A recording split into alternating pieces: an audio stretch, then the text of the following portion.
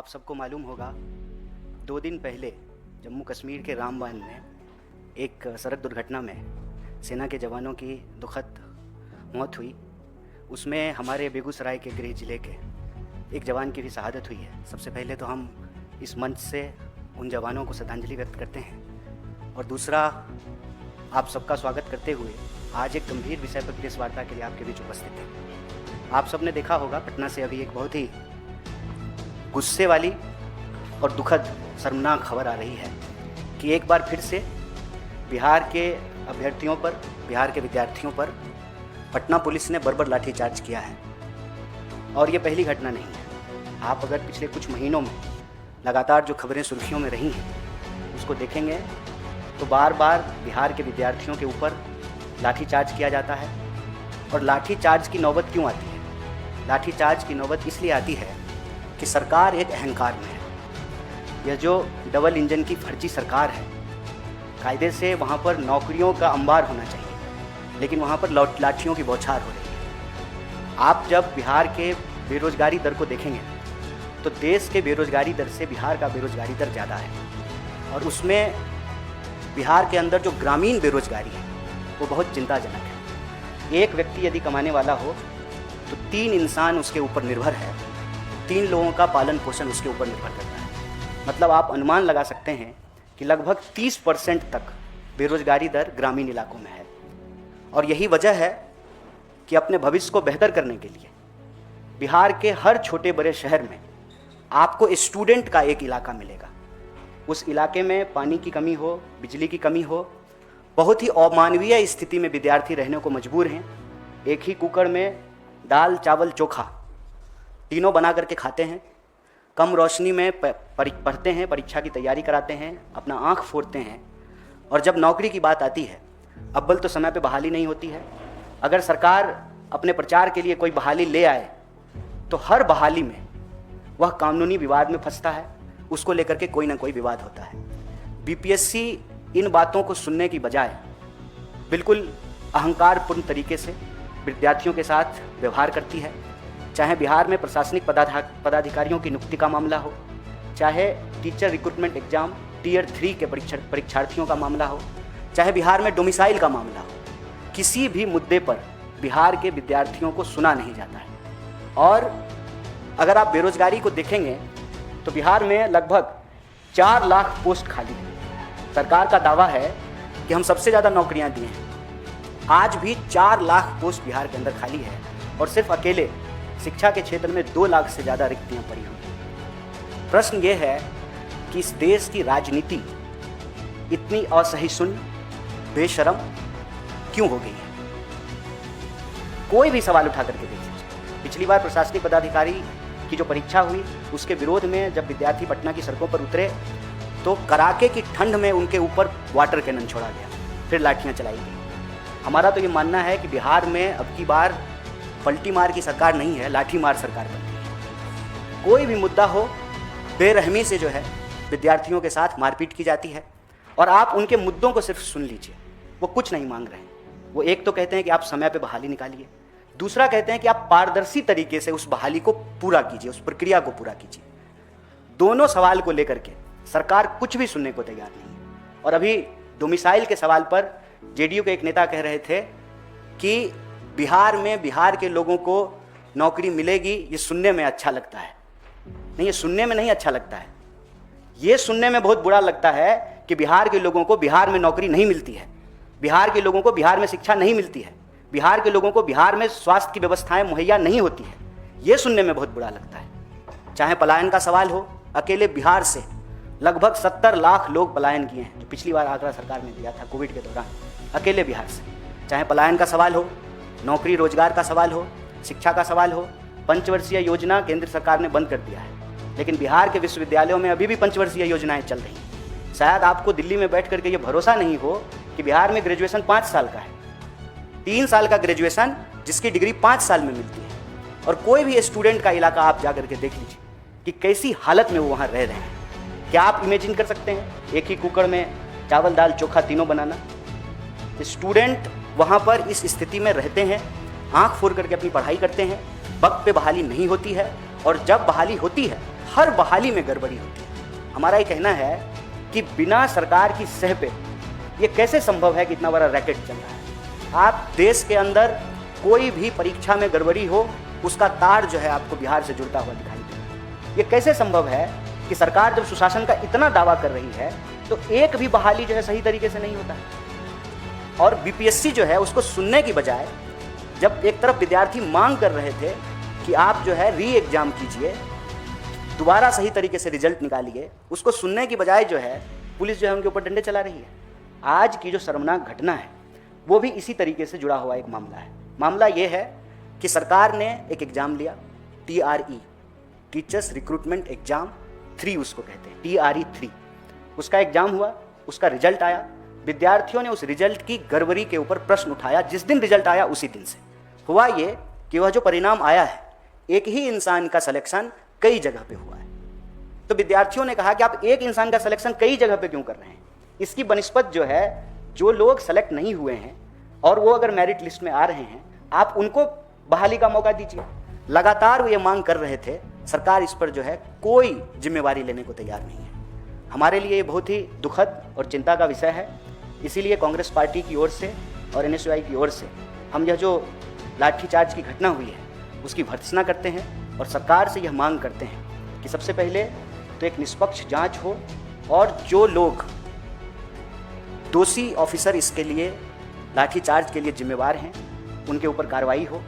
एक न्यायिक प्रक्रिया के तहत एक न्यायिक जांच किया जाए इस पूरे मामले का, और बीपीएससी का ऑडिट होना बहुत जरूरी है। एक ही संस्था है जिसकी ये जिम्मेवारी है, जो सरकार के तहत है कि आपको बहाली निकालनी है, बहाली की प्रक्रिया पूरी करनी है। उसके ऊपर बार बार सवाल उठ रहे हैं, चाहे वो भर्ती प्रक्रिया का सवाल हो, प्रश्न पत्र की गड़बड़ी का सवाल हो, सीटों के आवंटन का सवाल हो, परिणाम में गड़बड़ी का सवाल हो, डोमिसाइल का सवाल हो, उस पर जो है उस संस्था का ऑडिट होना बहुत जरूरी है। और यह जो पूरा का पूरा मामला है बिहार में, चाहे वो पलायन का हो, रोजगार का हो, शिक्षा का स्थिति का हो, कांग्रेस पार्टी इस देश का एक जिम्मेदार विपक्ष होने के नाते बिहार के विद्यार्थियों के साथ और बिहार की आवाम के साथ इन मांगों के साथ खड़ी है। बहुत बहुत शुक्रिया, बहुत बहुत धन्यवाद।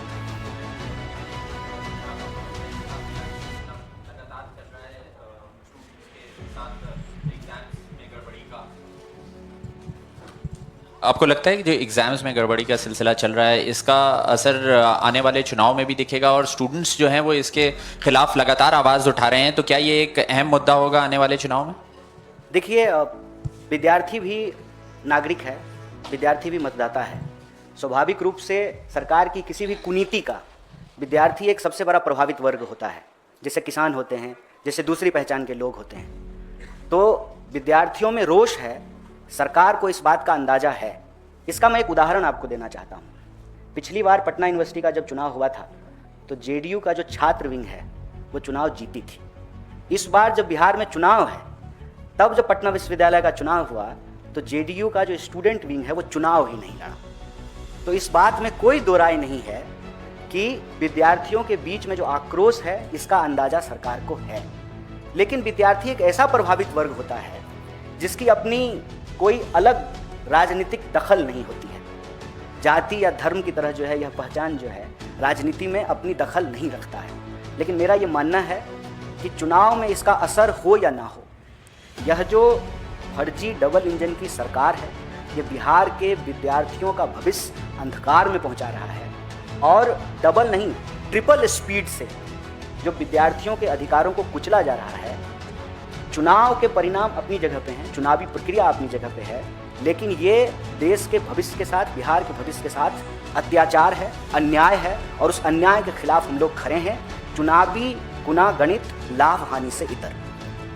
कन्हैया, मेरा सवाल बिहार को लेकर भी और इस पर पेपर लीकेज वाला जो मसला है, मैं देखा कि बिहार में सरकार हो, राजस्थान में कांग्रेस की सरकार हो, हर सरकारों में ये एक बड़ा इशू है। इसकी वजह से कहीं ना कहीं विद्यार्थियों को संकट झेलना पड़ता है। बिहार पूरा घूमे हैं, कितना बड़ा इशू है पेपर लीकेज बिहार में और क्या उसका इम्पैक्ट होने वाला है आगे, मैं ये पूछना चाहता हूँ। इसमें कोई दो राय नहीं है। जब भी हम इस देश की शिक्षा व्यवस्था और विद्यार्थियों से जुड़ा हुआ कोई भी मसला उठाते हैं तो उसका एक पैन इंडिया असर है, वो सिर्फ एक राज्य का मसला नहीं है। और जहाँ भी जिस भी पार्टी की सरकार हो उसमें भी लिपापोती करने की ज़रूरत नहीं है। वो जो रैकेट है उस रैकेट के खिलाफ एक सख्त कानूनी कार्रवाई की ज़रूरत है। इसीलिए आप जब देखेंगे तेलंगाना में चुनाव हो रहा था, विद्यार्थियों की तरफ से जो अलग अलग संवाद हुए कांग्रेस पार्टी के साथ और एनएसयूआई के साथ, उन्होंने एक मांग की कि पेपर लीक के खिलाफ जो है एक लीगल प्रोटेक्शन होना ज़रूरी है।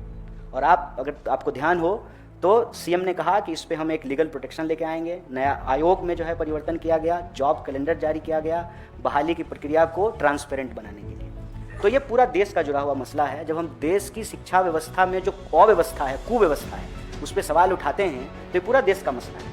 आप सिंपल अंदाज़ा लगाइए कि हम अपनी जीडीपी का कर्जा का इंटरेस्ट देने में कितना % खर्च करते हैं और एजुकेशन पे कितना खर्च करते हैं। हम कहते हैं कि हम दुनिया के विकसित देशों में शामिल होने जा रहे हैं, तो दुनिया के विकसित देश अपने शिक्षा बजट पे कितना खर्च कर रही है और हम कितना खर्च कर रहे हैं। शिक्षा सरकार की प्रायोरिटी नहीं है। शिक्षा सरकार की प्रायोरिटी नहीं है, इसीलिए आज बच्चों को पढ़ाने में माँ बाप का दम फूल रहा है। आप कॉलेज तो छोड़ दीजिए, दिल्ली जैसे शहर में LKG UKG के एडमिशन कराने के लिए नेताओं की सिफारिश लग रही है ना, उसमें डोनेशन लग रहा है ना, क्योंकि हमने शिक्षा को खरीदने बेचने की वस्तु बना दी है। और शिक्षा ही जब खरीदने बेचने की वस्तु बन जाएगी तो स्वाभाविक रूप से शिक्षा के आधार पर जो रोजगार मिलने की प्रक्रिया है उसको जो है दूषित किया जाएगा, उसको जो है भ्रष्टाचार की गिरफ्त में लिया जाएगा। तो ये एक पैन इंडिया मसला है।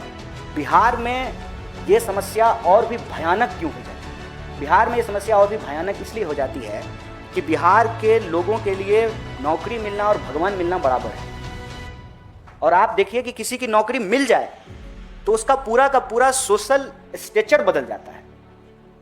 पहले कितना रिश्ता आ रहा था जब तैयारी कर रहे थे, और जब तैयारी पूरी हो गई और नौकरी मिल गई सरकारी, तब कितने रिश्ते आ रहे हैं। तो पूरी की पूरा का पूरा जो मनोविज्ञान है, उस मनोविज्ञान को समझने की जरूरत है कि जिस प्रदेश में कुछ भी नहीं है, ना शिक्षा है, ना रोजगार है, ना स्वास्थ्य है, तो स्वाभाविक रूप से वहां के लोग ही पलायन करेंगे।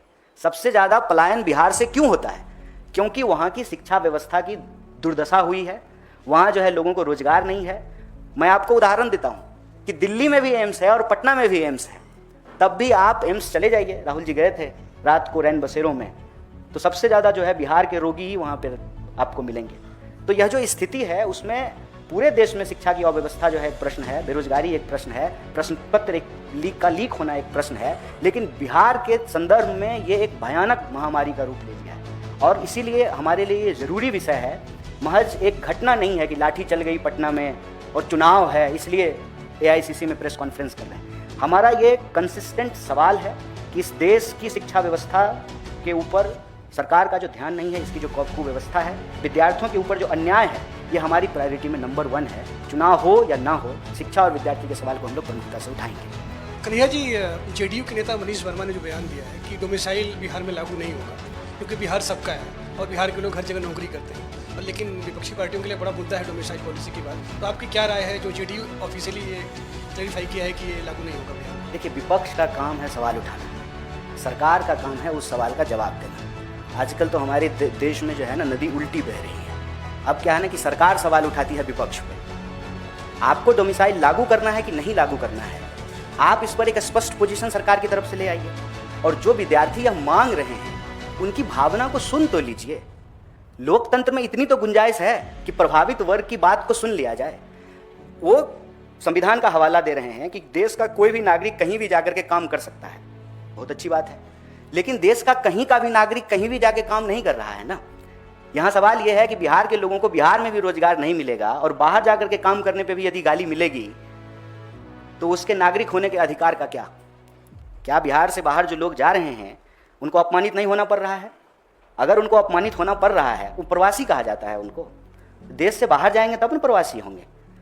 अगर ऐसा ही है तो अपने ही देश में क्यों प्रवासी कह रहे हैं? और उससे भी ज़्यादा जो है गाली की तरह क्यों इस्तेमाल किया जा रहा है हमारी पहचान को? किसी पंजाब के व्यक्ति को आप पंजाबी कहें उसको तो नहीं बुरा लगता है, किसी केरल के व्यक्ति को जो है आप मलयाली कहें उसको भी नहीं बुरा लगता है, महाराष्ट्र के व्यक्ति को जो मराठी कहने में बुरा नहीं लगता है। क्यों बुरा लगता है? ये गाली क्यों बनी हुई है? ये अपमानजनक शब्द क्यों बना दिया गया है? और इसका ओनस लेने की बजाय, स्पष्टता से इस पर कोई पोजीशन लाने की बजाय आप उनकी बात को सुन भी नहीं रहे हैं। आज जो लाठीचार्ज की स्थिति बनती है वो स्थिति तब बनती है जब गतिरोध होता है सरकार और प्रभावित वर्ग के बीच में, और उसको कोई संगठन नहीं लीड कर रहा है।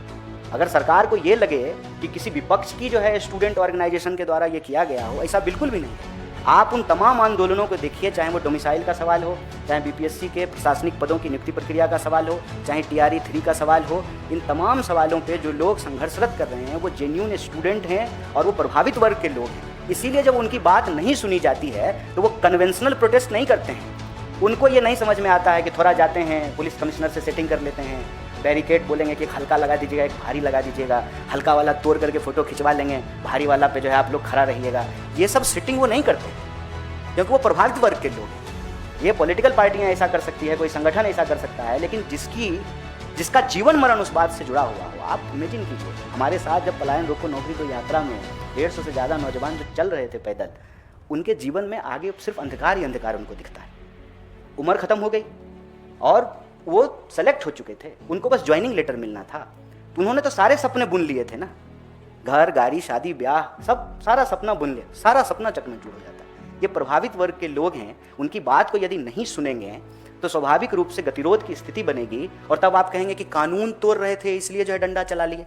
अरे कानून भी आप ही हैं, कानून का जो है पालन करवाना भी आप ही का काम है, और आप ही जो है बात भी नहीं सुन रहे हैं और आप ही फिर डंडा भी मार रहे हैं और फिर कह रहे हैं कि डबल इंजन की सरकार है, सुशासन की सरकार है। ये तो अपने आप में बहुत ही हास्यास्पद स्थिति है। तो इस परिस्थिति में हमारी स्पष्ट ये राय है कि सरकार की तरफ से जो रूलिंग पार्टी है उसके किसी भी नहीं, और मैं बार बार रूलिंग पार्टी बोल रहा हूँ, मैं सिर्फ JDU नहीं बोल रहा हूँ, ऐसा नहीं होगा। भाजपा बढ़ाती नहीं है बिहार की सरकार में, भाजपा भी पूरी तरह से जो है ना जिम्मेवार है, लगातार जो है गठबंधन में रहे हैं, इनके भी मंत्री हैं। और आपने देखा होगा कि शिक्षा मंत्री के साथ जब डेलीगेशन मिलने के लिए गया था तो किस तरीके से जो है एक महिला के साथ जो है बदतमीजी की गई। तो इनके भी मंत्री हैं, इनके तरफ से जो है राज्यपाल हैं, इनके तरफ से वाइस चांसलर बनाए गए हैं। तो ऐसा बीजेपी नहीं कह सकती है कि हम जिम्मेवार नहीं हैं। ये डबल इंजन की सरकार का जो दावा है, तो यह जो लाठी जो चल रही है इसकी जिम्मेवारी भी दोनों पार्टी को लेना पड़ेगा। जी, समस्तीपुर में भी एक नीट मेडिकल एग्जाम होता है, कैंडल पुलिस ने पकड़ा, वहाँ पे 2 लोग गिरफ्तार हुए, एक डॉक्टर भी उसमें शामिल है।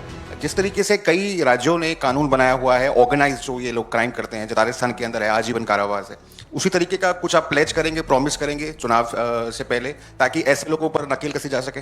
देखिए, अभी हमारी जो है घोषणा पत्र बनाने की प्रक्रिया चल रही है और समाज के अलग अलग वर्ग के साथ जो है संवाद हो रहा है, और यह बात जो है बड़ी प्रमुखता से विद्यार्थी समूह ने उठाया है कि पेपर लीक को रोकने के लिए एक सख्त कानून होना चाहिए।